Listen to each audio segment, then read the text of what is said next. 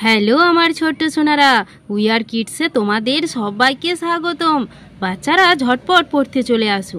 দেখো আজ আমি কত সুন্দর সুন্দর ছড়া নিয়ে চলে এসেছি। চলো শুরু করি।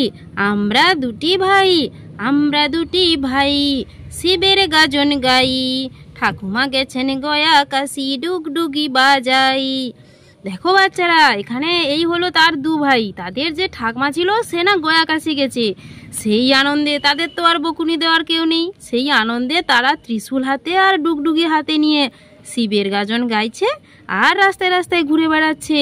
তারা কি সুন্দর সেজেছে দেখো। দেখো ধুতি পরেছে, মাথায় জটা বেঁধেছে।